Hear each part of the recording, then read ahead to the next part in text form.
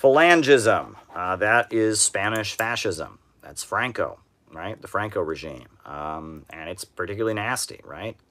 Basque separatists. They used to, the way Franco would execute people was through strangulation, right? Communist regimes, they executed a lot of people, right? Death penalty was practiced in communist countries, but they tended to try and make it as painless as possible. It was, firing squad, or I've even heard of, like, they talk about the long walk, where they would, like, take them out of their cell, they'd be walking, and then they would, from behind, just blow their head off. But, the idea was not to cause the person pain. The idea was, to execute this person for breaking a law, and that was that.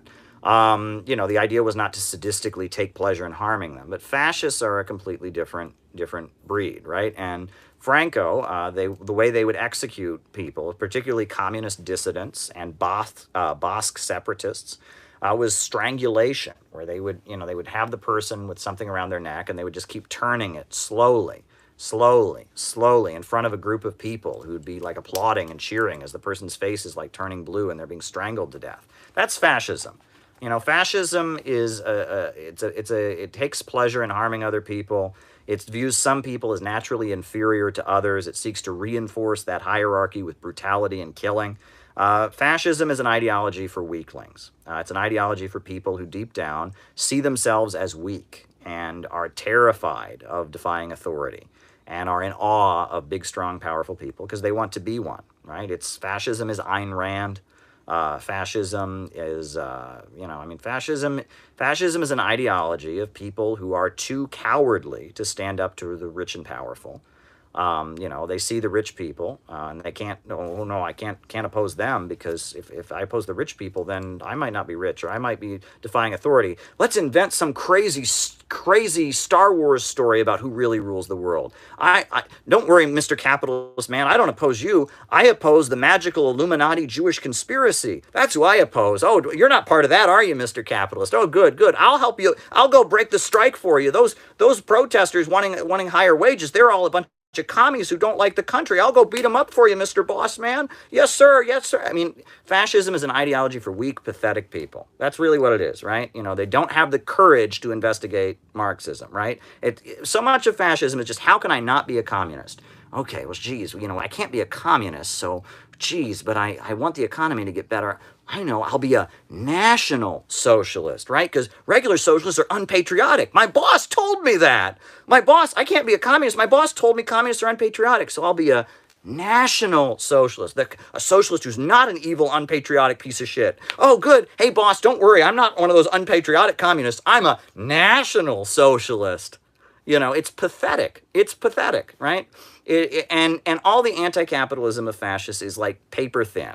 They don't believe it. They don't care about it. They're focused on beating up communists, killing communists, putting communists in prison camps, murdering communists. They're focused on punishing poor people, punishing ethnic minorities, and all of that. And then the anti-Semitism is just an excuse. It's like they don't want to really oppose capitalism. So anti-Semitism is this way they can just kind of be ethnically bigoted, but hold on to some notion of class struggle, right?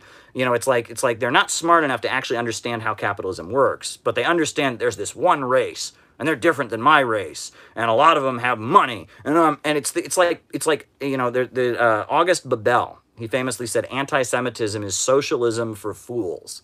And that's totally correct, right? It's like you talk to anti-Semitic folks, which unfortunately I have been a lot of different places, folks, and I've been in the same room and had conversations with some, not just any anti-Semites, right? I've talked with some rather prominent anti-Semites, and that's a whole nother story. But I'll tell you, these folks ain't too bright. It's like, economics, unemployment, capital. It's like they sit there, well, there's this other race, and they have more money than my race. So my race is going to get together and we're going to beat down this other race. And so my race have money. My race have more money. It's like cavemen or something. It's like him race have too much money. Me race get together, beat up him race. It's like it is ignorant stupidity. I have no respect for fascism whatsoever. None. I read you my article there, and fascism, Fascism is primitive and stupid. I'm sorry. You know, it's like Mein Kampf. People are always like, you want to understand Hitler, read Mein Kampf. Go read Alfred Rosenberg's the Myth of the 20th Century. You want to talk about stupid. It's just pages and pages and pages of stupid, right? I mean, I'm sorry. Go and, yeah, you know, British Israelism. Yeah, that's classic, right? You know, everyone in all of world history has gotten Palestine wrong. Palestine was actually in Britain. Didn't you know that? You know, I mean, it's like, you know, and it's like they will believe whatever they want out of this desperation to hold on to their bigotry. Deep down, fascism is rooted in a desire of they don't want to actually fight people that are stronger than them. That's really all it's about. They don't want to fight people who are more strong and more powerful than them. When they see a powerful person beating up on someone weaker than them, they just sympathize with the powerful person. They sympathize with bullies. They sympathize with lynch mobs. They sympathize with that. That's what fascism is. They are so weak. They are so weak inside. They don't have the courage to admit that bullies and murderers and lynch mobs are wrong. So they have to invent some way, some complicated ideology through which they can end up siding with the bullies and mass murderers and racists and bigots. That's all it is. That's really all it is. And sorry to get fired up, but I just, you know, I mean, I'm sorry. That's what it is deep down. Fascism is a broken person. It is a broken person, right? It is somebody who has been so badly treated in their life that they have lost the ability to be heroic. They no longer can empathize with Robin Hood, with Superman, with somebody using their strength to protect the weak. In their mind, they always must support the rich and powerful person. They must always support the more privileged person. They must always support the person in the position of power because they've been broken. They have been broken of their ability to assert their humanity. So there you go.